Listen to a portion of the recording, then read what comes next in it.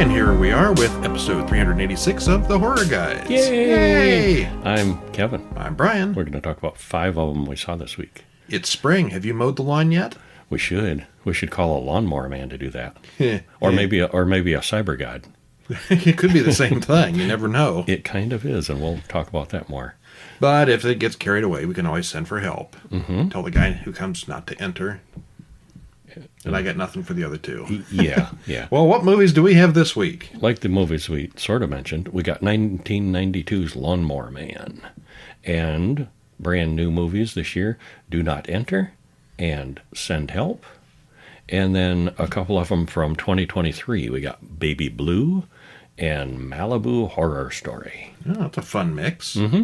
And it was a pretty entertaining week. No serious stinkers this week. Some better than others. Uh-huh. One of them I liked better than you did, but I think I was entertained. I did not hate any of these. Yeah. There's a lack of hate this week. Some of the movies we do hate, and you could read about those in Horror Monthly at horrormonthly.com, because issue number 56 for May 2026 is available now. Pick it up in ebook, either direct from us, from Amazon, pick it up from paperback from Amazon or Lulu, or you can just go over to horrorweekly.com. Sign up for our email list and read them in your email every week. Wherever fine books are sold. Yeah. Wherever any books are sold. There's a lot of things on Amazon that aren't so fine. True that. Yeah. All right. Well, what are we going to start with? A fine movie called Lawnmower Man from 1992. Oh, you're going to start with the old one. Okay. Yeah, because that's the mood I'm in. Directed by Brett Leonard. Written by Stephen King, Brett Leonard, and Gimel Everett. Stars Jeff Fahey, Pierce Brosnan, and Jenny Wright. 1 hour, 48 minutes. Trailer in the usual place. Written by Stephen King. Oh, yeah. He loves this movie. Well, there is a short story called Lawnmower Man by Stephen King in one of his collections. It's about 4 pages long. It's very short. It's real short. It's more than 4, but yeah. New Line Cinema, they obtained the rights to the story, and they already had a script that was about ready to go called Cyber God. And what they did was they slapped Stephen King's name and title on the Cyber God script and pretty much went with it. Stephen King was not pleased. There is a lawnmower. There is a lawnmower in it and a man who mows lawns. Yeah. Stephen King was highly displeased, and there was some legal things back and forth. And I guess Stephen King made a bucket load of money off it because he basically got all the money from it because, after all things settled. So, I mean, it's very dated with CGI today, but it was fairly successful. It was pretty big at the time. I like the story. The story, I think, holds up. The cyber effects do not. No. They were ahead of their time. They were really good for 1992. Remember, what was that, like 30 years ago? Yeah, 1992. They were impressive. 34 years ago. Not so impressive now, and expensive. It's only like 8 minutes or something like that of cyber effects. And it was like a team of 7 people that spent $500,000 on it, on just the cyber effects. And, well, spoiler-free, what's it about? There's a guy who mows lawns. He's a simple-minded fellow, and he becomes an experimental subject, which greatly increases his intelligence and psychic abilities and cyberspace mastery.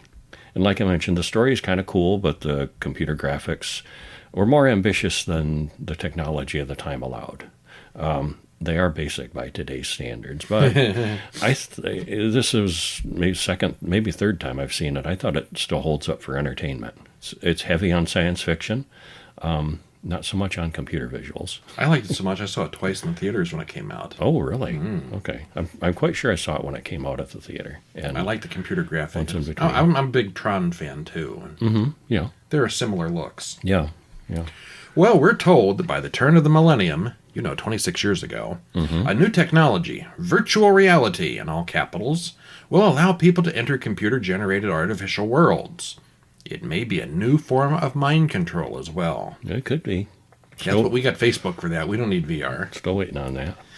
At Virtual Space Industries, Larry Angelo talks about his artificially intelligent ape. He's a great warrior in the battle simulations.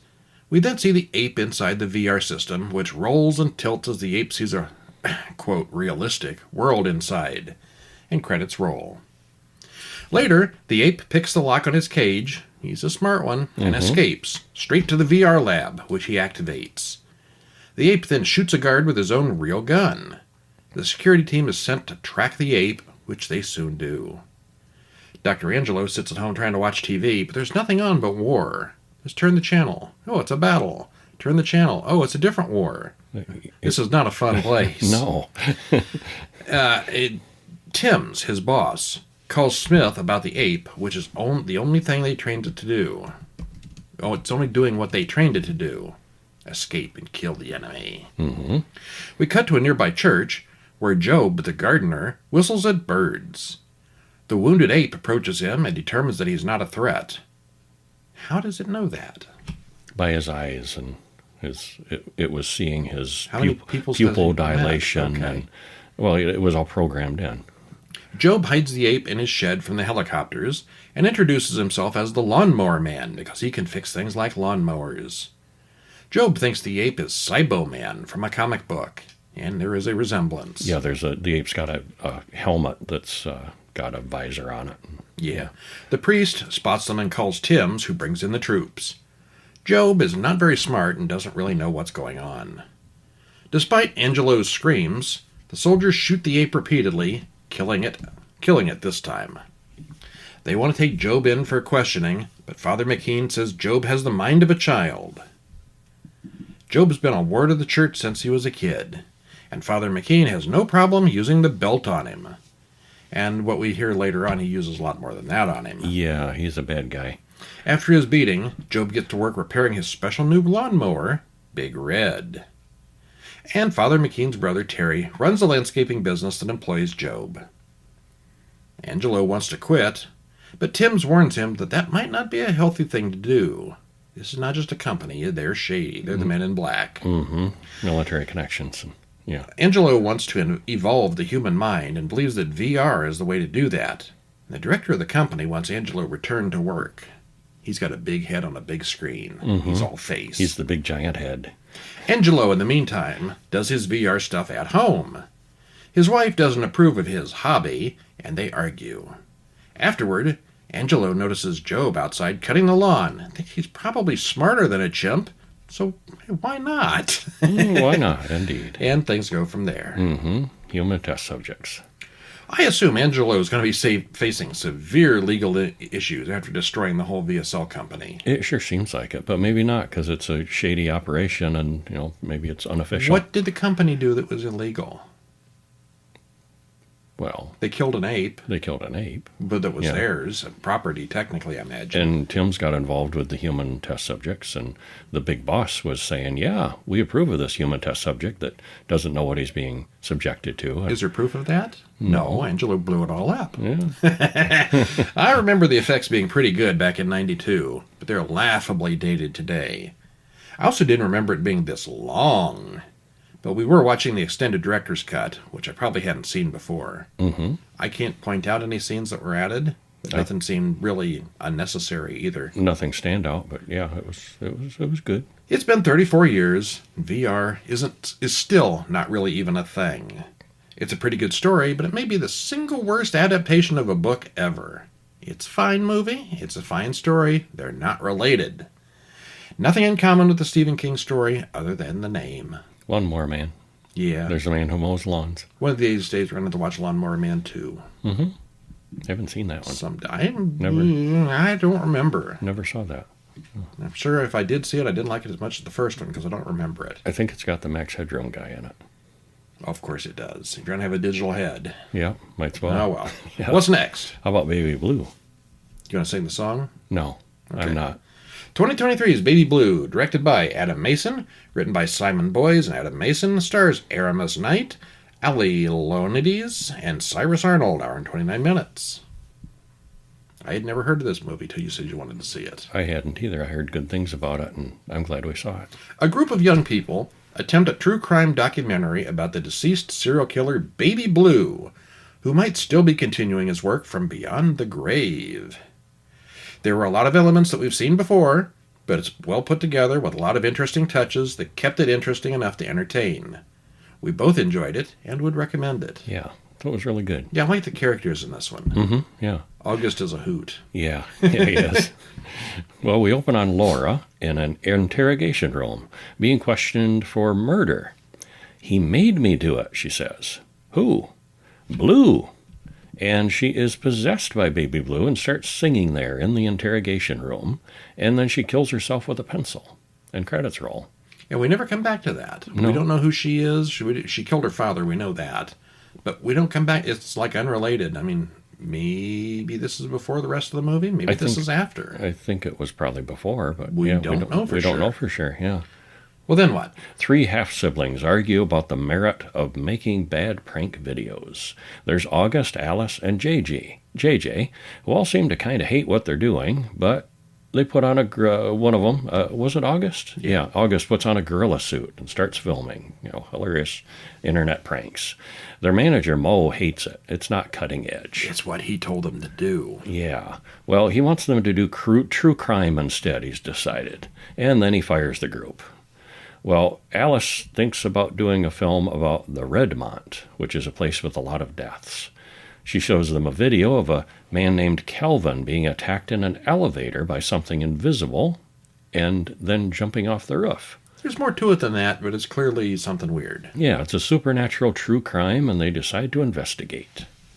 Well, they stop by and talk to Joy, the last person to see Kelvin Jones alive. She warns them that they're all going to die if they keep investigating. Gotta have one. Gotta have a harbinger. You're all going to die. Yeah, Baby Blue will kill them all. He was the first victim of the Redmont. They all go to the Redmont and meet the manager, Bud. Oh, he's fun. Yeah, he's a hoot. The power to the apartment has been cut off, so it's all dark and creepy, and there are rats. He's maybe the worst rental agent ever. Yeah, he's funny, though. Yeah. Well, as April, JJ, and Hutch keep the property manager busy in Kelvin's apartment, August goes up to the roof where the guy jumped off, and JJ finds a bloody cell phone that used to belong to Kelvin, and upstairs, August hears someone singing a song. Everything that happened to Kelvin now happens to August. He almost goes off the roof, but he doesn't die. Well, the group goes home and opens Kelvin's phone. It's got a video from Kelvin on it saying that this is really Baby Blue's phone, and it's cursed. He warns them not to watch the other video on the phone, which cannot be deleted. So, can an iPhone video really be cursed? JJ wants to watch it, but the others aren't so sure, so they toss the phone. However, the phone comes back. Hutch, on the other hand, digs it out. Oh, okay. Yeah, digs it out of the trash. And guess what? They watch it. Yeah. Yeah. And it is cursed. Yeah, it is. And Baby Blue is a ghost. Yeah, he is. There's lots of weird little visual details that you have to be paying attention to notice, which had some fun depth to this. Mm-hmm. You noticed the stop sign thing. Yes. Yeah, which I wonder if that was a mistake or what. Yeah, JJ drives the van, and if you watch outside the windows, just zooms right through stop signs. Used multiple times. Yeah. Well, Baby Blue shows up a couple of times, and apparently he was shot through the head. Yeah, he smokes a lot. He shot himself, and every time he takes a puff, you see some smoke come out the back of his head. Smoke coming out the back of his head. Yeah. And there's more little things here. But the only note I've got here is milk is disgusting no matter what it comes out of. This movie will make you want to have a nice glass of milk afterward. No, it won't. Yeah. There's lots of cameras, and the characters are filmmakers, but it's not a found footage film. Not really. Otherwise, it's not bad. Yeah, it was really good. Overall, it's not bad, not otherwise. Found footage doesn't make it good. Yeah, not automatically. But, not usually. But this one was, I'm going to go with, this is my favorite of the week, actually. Baby Blue. My favorite of the 5. Although, no, Send Help. Okay, I'm going to go with Send Help as my favorite. I don't know. This would be number 2. Like Do Not Enter also. Yeah, I did too. It's hard. It's a hard choice. That's the trouble with a really entertaining week. It's hard. I don't have a favorite this week. Okay. I think the next one here is going to be my least favorite. Mm-hmm. Yeah. 2023 is Malibu Horror Story, directed and written by Scott Sloan. Stars Dylan Sprayberry, Robert Bailey Jr., Valentina DeAngelis, Rebecca Forsyth, and Tommy Kramer. 85 minutes. Trailer on YouTube. It's a neat looking poster, though. Yeah, it is. Very cool. Spoiler-free. Spoiler-free, a quartet of paranormal investigating filmmakers look into the footage and clues regarding a quartet of guys who vanished without explanation some time before. They do indeed find out what happened to the four guys. So it's sort of found footage within a movie, and it's pretty well put together. The build and tension and effects are all really good. We both thought it was at least all right. I think I was more favorable. I can't say that word. You liked it better than I did. I liked it better than you did. Yes, I will go with that, yes. Yes. We open on a bunch of people camping in a cave, making a documentary about ghosts. They have a ghost communication device, and Ashley lights a candle and starts talking to the spirits. Well, something happens, and the camera sort of kind of sees something. Josh, Matt, Ashley, and Jess celebrate because they got some good footage.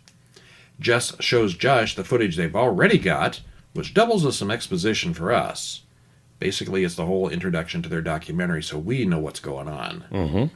4 local teenagers went missing in these same caves 10 years ago. Josh found video footage from the teens' misadventures, and meta credits roll. They get the credits of their show, not the real one. Right.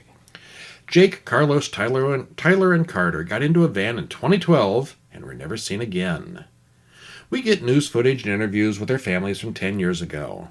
Eventually, the police gave up until the van and a video camera were found in the hills. We watched some of their video as the teens party. People were not pleased with the drunken, drugged-up teens on the video. Everybody stopped caring enough that they never did find them. They kind of made asses of themselves on that video. They certainly after did. That, people were like, good riddance. Yeah. Well, we're told that the area where the boys went missing was Indian territory, so there could be all kinds of weirdness there. You know, I lived in the Midwest my whole life, and every place I've ever lived was probably Indian territory. Most of the United States was probably in Indian territory. Yet to see any weird Indian weirdness. No, not Maybe yet. an arrowhead here or there. Well, and I'm no expert on this sort of thing, but even I could see what a mashup of generic Native American stuff they have in this. Uh-huh. Yeah, it's really a mishmash. Yeah. Well, they did, in fact, find some burial plots.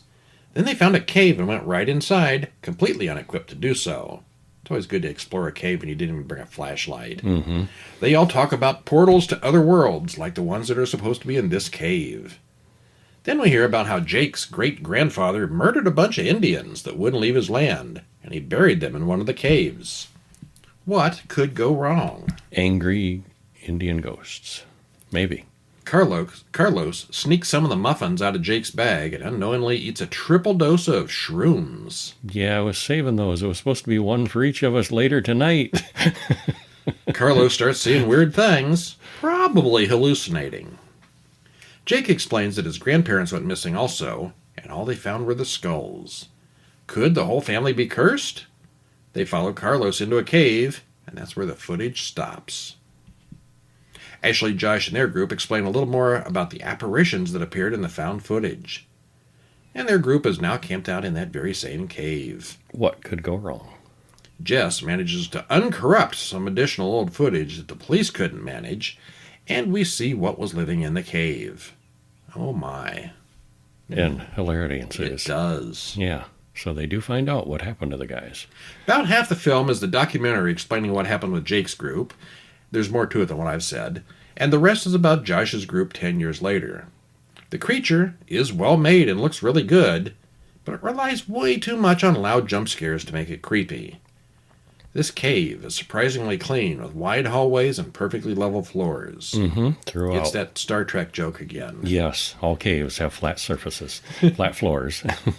It was okay as a found footage film, but it wasn't great. It's all right. I thought it was pretty good. I enjoyed it more than you did, I think. But basically, it's two stories in one, with the old-timers and the new-timers. Yeah.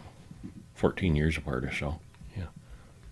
Do you like to do some urban... We just did some cave exploring. You want to do some urban exploring? No, do not enter. Okay. 2026, Do Not Enter. Directed by Mark Classfield. Written by Dekega Hadnot.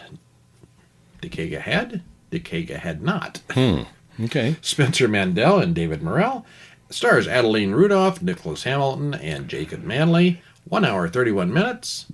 And they have a nice-looking poster there. Mm-hmm. As you guess, they do enter. Spoiler. Yeah. A group of urban explorer online fame wannabes break into a huge abandoned hotel, seeking views and hidden treasure. They run into a competing group, and they all run into supernatural troubles. It's not stupendous, but it's pretty good and entertaining. It was entertaining. It's not just a haunted house. There's more to it. Yeah. Yeah. Yeah, I liked this more than you did, I think. I think maybe, yeah. Well, we open on a woman crawling slowly down a hallway, and then credits roll. We see old newspaper clippings of gangsters, hotels, and murders. And then we cut to Diane, Rick, Cora, JD, and Vern as they do their video show about subways. What? Nah, they're just disguised as subway workers to sneak equipment aboard a train, which allows them to jump off and break into a place to admire graffiti. Okay. And it's like artsy graffiti, where it's like, a Banksy-level artist Some supposedly did this. famous artist did this before he was famous, way back. Yeah. Well, JD, he does the wrong thing here. He steals a piece of the wall, which enrages Rick, who fires JD for going against our code. All they do is break in and look at things. You're not supposed to Don't take damage. Yeah. Well, we see the video and learn that they're all urban explorers. Oh, that's what they're doing. And 82 people watched their video. Hey, we get more than that. And yeah, it's funny because one of them says, "Oh, there's 82." 82,000? 82,000? No, literally 82. Oh. Yeah. So what can they do to boost their views? They want to explore the Paragon next. That's where the gangster Meyer Lansky stashed his millions. And Meyer Lansky was a real gangster back in the 1920s. If you ever saw Boardwalk Empire, he's one of the bad guys in that. Well, anyone who has ever gone looking for it has gone missing. Was he the guy who always drank the milk in that show? I think he might have been. I think so. Yeah, I think so. Yeah. He has the appetite of a child. It's like a child. Well, they notice that JD has started his own channel after they fired him, and he's getting way more views than they do. They don't like that, so they're going for the Paragon. And they're ready to go, and Ballinger with Vice News comes to the motel where they're staying to accompany them. He beats on the door, yells Vice, and everybody thinks they're being busted for something. Yeah. Well, he's going to accompany him to the abandoned hotel. Cora vouches for the guy, but he does kind of look more like a gangster than a journalist. The leather jacket, the Russian accent, and just the overall look. He's a Russian gangster. You just know he is. It's suspicious, yeah.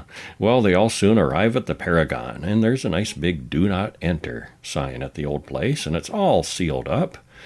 The way they figure out to go in is by crawling through the sewers. And there's a scene where there's trillions of rats all running past them, which is suspicious. Like, what are these rats running away from? But they never went anywhere, not directly. Not really. Yeah. Well, they get inside. Diane gets separated from the others and runs into something creepy that we don't see. Cora and Ballinger talk about the group, so we know what everyone's job is. Vern, the photographer, finds weird bloody claw marks on the walls. And Rick steps into a bear trap. What's a bear trap doing there? Why? There's Why? There's booby traps. Even knowing what we know later, why is there a bear trap? Because he's setting booby traps. Okay. Somebody is, yeah. It's pretty nasty. His leg gets gouged up pretty bad. Still, he doesn't want to leave without Diane, who they can't find now. And then the group comes to a tree, and hanging from its branches are all the cell phones, cameras, and other things that clearly aren't old time. It's not bones, but it's basically the same thing. They're not the first ones that have been here. And Yeah, there's why something are going all on. these things hanging there? Yeah. And Rick spots Diane's phone hanging there, no less. Yeah, yikes. And now they know something happened to her. So Rick decides that they don't have time to call the police, which, like, Why? you can dial 911 while you're searching, You could. You know? And that's the first of many stupid mistakes they make. Yeah. And What- JD's people, him and his people show up, and so there's two groups, and stuff happens. The hotel is full of sculptures, ornaments, and looks intact inside after being closed for decades. It's on the New Jersey shoreline as well. And in all those years, no developer wanted that real estate. And all that stuff inside that looks really salvageable. We There's see slot machines, and We see several Yeah. views from the outside, and it's this just big hotel right on the beach. it's huge. Yeah. And there's no lights anywhere in the city. It's like the post-apocalyptic New Jersey or something. Mm-hmm. Because where's all the other buildings? Yeah, that was weird. Yeah. Well, anyway, the creature here is well done, but nothing outstanding. The sets are very good, although it's more like a mall than a hotel. Toward the end, they do get into some hotel rooms with beds and toilets and stuff, but it's mostly just big open spaces. Well, I think it was a big shopping plaza, too. It was a resort. The acting was fine, and it did have a few surprises. Nothing outstanding here, but we were entertained. Yeah, the cast is good. The technical aspects were all good. The suspense was good. You've got a Hills Have Eyes comment there. Yeah, I was thinking it was going to be a Hills Have Eyes kind of situation where it was, mutants living in the hotel, but it wasn't that. I was wrong. Dark forces. There's more than that to it, yeah. But if you get in enough trouble, you can always send help. 2026, directed by Sam Raimi.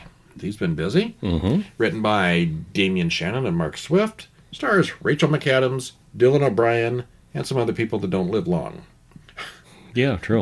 113 minutes, trailer in the show notes. And if you look close, Bruce Campbell makes a sort of a cameo here. Sort of. Yeah. So it's a Sam Raimi film. Of course he does. Yeah.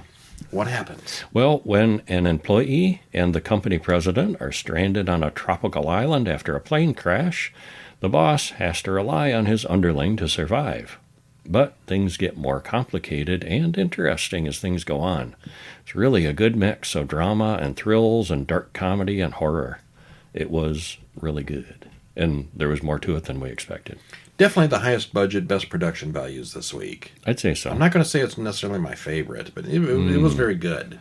I think I'm going to go out on a limb and say it is my favorite of the week. Yeah. I could go there too, but I liked those a couple other ones too. You're not going to admit it. Yeah. It was fine. It was definitely good. Mm-hmm. Linda goes to the office and sits in her stereotypical cubicle. And she's the ugly girl. You can tell because she's wearing glasses and has a sweater. She dresses kind of frumpy. Yeah. And she has tuna sandwiches, which is kind of a running joke. One of those movie tropes where they take like a model and dress her up with glasses and suddenly she's ugly. And then later she takes her glasses off and she's much more beautiful. Yeah. So her boss, Donovan, takes her detailed report and takes credit for the whole thing. Linda is not very popular in the office. Maybe she's just a little weird, too. She's kind of eccentric. Linda thinks she's next in line for VP when Bradley takes over for his father soon. As she explains things to her pet parrot, we see that she has lots of Survivor skill books on her shelf, and she's a big fan of the show Survivor as well. Mm-hmm. The next day, Bradley and Donovan both get promoted, and Linda gets her lunch on Bradley, who decides to fire her. And Bradley is now company president because his dad died. And guess whose picture is on the wall? Who was the former president of the company? Bruce Campbell? Yep. Yeah. Donovan gets the job Linda was expecting. She goes in to talk to Bradley about it, and he explains how she's not ready for a VP yet. He needs more of a people person or someone who golfs. He's not exactly wrong. She's definitely not a people person or VP material. Yeah, he's not wrong. He's just an a-hole, as the saying goes. Yeah. But in consolation, he does invite her to a meeting tomorrow in another country that's coming up, and Linda meets Zuri, Preston's fiancée. And then Linda goes out to the car to cry. It's not her day. No. Yeah. Well, the group boards the private jet and talks about golf, while Linda continues working on her report. They all watch Linda's audition for Survivor and laugh at how silly it is. Suddenly, the plane lurches and everyone straps in. Or they should be strapping in. That's a heck of a crash they go through. Then it does a lot more than lurch as the whole plane comes apart. There's a brutal struggle to see who's going to be thrown out the hole, and then the plane crashes in the ocean. Linda wakes up on the beach of a small island. She then finds Bradley passed out there as well. Well, he's still unconscious. She uses her survival skills to make shelter and catch water. Bradley wakes up a day and a half later, and she's got everything set. Mm-hmm. So she's got to take care of him now. And he's wounded. And he's still got he has no survivor skills. He's still got the grind set mentality, and he's the boss. Yeah, which doesn't go over well. There's some conflict there. Of a major corporation's airplane crashes in the ocean within sight of an island. After the plane goes down, the camera pans up, and we see that island over there. Mm-hmm. And there wasn't any real effort to search. They crashed. They weren't like hundreds of miles off course or anything. The plane had a tracker. It had to have. And they would have had a flight plan, and Yeah. they weren't that far off course when they crashed. They would have been picked up the very next day as soon as somebody reported that plane not landing. Yeah, seems like it. Well, for a long time, though, it looked like they'd be rescued. Bradley would recognize Linda's competence and give her the promotion she deserved. I was thinking that might happen maybe all the way up to an hour into it. Mm-hmm. That's not the way it went at all. No. It eventually went full misery on us. Yeah, it's a bit of Castaway meets Misery. The trivia also mentions Triangle of Sadness. It's got a lot of the same beats. Don't know. And we haven't seen that, so can't say. You may have to see that someday. Uh-huh. Yeah, I thought it was well done, and we get to see how far Linda will go. Yeah. She wants to be a survivor. Mm-hmm. Hey, that's it for this week. Tune in next week when we will have 5 more films. Okay. Have you seen any dead people lately? I see dead people all the time. You see their faces at least, right? The faces of death? Faces of death. Just a hint there. Yeah. Well, I'm Brian. And I'm Kevin. We'll see you next week. See ya.